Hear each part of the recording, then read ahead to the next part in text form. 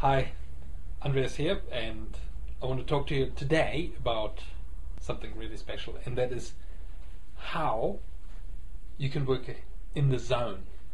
And I think by the end of this presentation you will see why it is such a great thing to operate in the zone, and why you should consider doing that. So let's look at the first thing. Look, there's at the bottom graph you see basically the skills, knowledge and systems and people that you can have in the business, and you can either have them on the low end or you can have it at the high end. And then here on that axis you can have the challenge, basically. Again, high challenges or low challenges. And what happens here, there are 4 quadrants here. Now the first one is when you're operating at a low challenge and a low skill level or low knowledge level.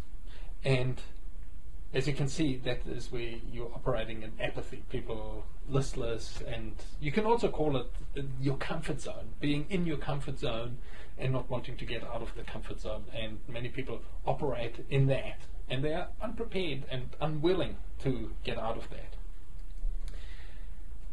Now as you increase your challenge, and if you don't increase your skills and your knowledge of your systems and the people, then you can very quickly find yourself at a high anxiety, and you might find yourself being anxious. That could be fear and not wanting to do things, and maybe things like procrastination. You just can't get started, you don't want to go there. You might have sleepless nights and you worry, and you might even have guilt feelings. And unlikely that customers want to do business with you if you're in that state, and they're probably going to want to get away from you. Okay, the next area here is low challenge but high skill. So you might have people that are highly skilled in your company, and if they don't get challenged, you will quickly find that they're bored. You might find yourself in that state. Now, who wants to be in there? That isn't a good state to be in. So very important to just recognize that when you have people that are bored, there is something missing, and that is probably the challenge in your business. Okay, here is finally where we want to get to, and that is the zone. And the zone is simply when your challenge is high and your skills, knowledge and systems and people is also high. And there's basically a flow into that zone. You need to operate and continuously strive towards that zone, because what happens is, as you perfect and get better at operating in the zone, and your skill level doesn't need to improve, the challenge goes down, and you will drift slowly and surely back into the apathy area, and basically your comfort zone. So there needs to be a continuous improvement in your business in finding new challenges, and to keep the skills and the knowledge and the systems and the people up to date, and continuously get better and better at that. So what are the benefits of being in the zone, you might ask? So it's quite simple. Some of them, the first thing is that you probably find that you're going to get better customers. People are attracted to your company. You might find that staff are wanting to work for you, and because they enjoy it, and there's so much challenge, and you continuously help them get better at what they're doing. You might find it more fun for yourself because you have more freedom. You can actually do more things that you want to really do, and you will also find that there will be things that you clearly know that you should not be doing, because if they are really not in that zone, you shouldn't be doing them. And with that comes more money, because the money in the end is a reward. It isn't basically that people will just want to pay you more money, but if you get better people, and if you have better products, and you're really operating in the zone, then the money will come by itself. If you operate in the zone, you probably have a business that is just humming and doing really well. So let's look at a few elements here that give you an indication if you're operating in the zone or not, because you might think you are, but in reality that is actually very rare that you see a business really operating in the zone. So here there are 8 elements of flow. So the first one is to have clearly defined goals. So obviously a goal is also a challenge, right? So you can see that it's clearly defined, it's probably written down, it is probably redone every 3 months, and you have an annual goal, and you might have a 5-year goal. Then you need to have a feedback that is direct and instant. So what that basically means is that if you test something and it is a challenge, you can continuously measure that and find ways of getting better at that. And if you feel it's too high a challenge and you just can't get the skills up there, you might have to reduce your challenge and actually decide that that is not the area where you should be going. So if you're going outside any of the flow areas, then you need to question and see how quickly you can get back into that flow. Part of something bigger than yourself. So this is typically when you set goals, it's not just about you.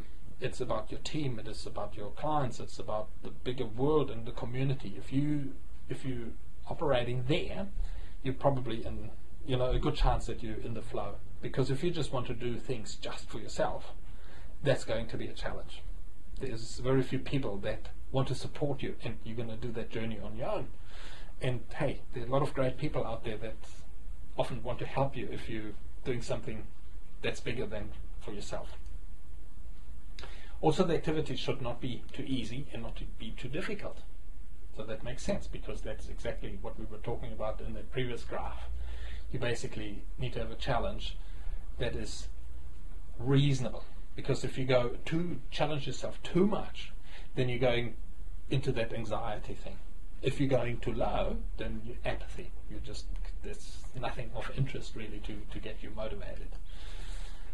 The activity should be intrinsically rewarding. There needs to be, when you set yourself a goal, there needs to also be a reward with that. There's no point in just doing tough stuff and challenges and continuously upskilling yourself if there's no reward in it. And money is a good way to do that, but it's not just that. It's basically, it could be things that you do with the money that are probably more important than just the money. And then concentration should be needed and distractions removed. Now this is a really big one here. I find if you really want to get into the zone, this is probably an area there's a good chance that this is holding you back. You have too many distractions in your life, and you don't really get a chance to concentrate and sit down and really just focus on, where is my zone? How do I find the better people? What do I need to do next to upskill myself? What is this challenge really the right one that will get me into the zone, right? So the best way to do that is develop habits.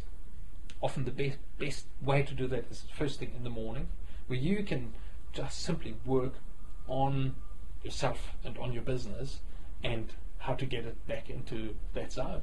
And you need to be able to concentrate, so you mustn't be able no distractions from your cell phone or from email and stuff like that. And I personally find that very first thing in the morning, setting at least an hour aside, is really, really beneficial. And you need to book that time out.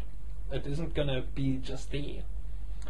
So if there's one tip that I can give you right now, it would be that you actually do that, discipline yourself and work on your business and on yourself, focusing on where you actually want to go. And that you will see an immediate shift and an immediate improvement in your business, and probably over the long term much more money and more freedom for you. There also needs to be a sense of personal control. This means you are in control, you're in charge. If you expect things to happen by themselves, like the weather or other people just will do this or will do that, you're kind of operating in a victim area. So self-control is, you are in control, it is up to you, and you take charge of that, right?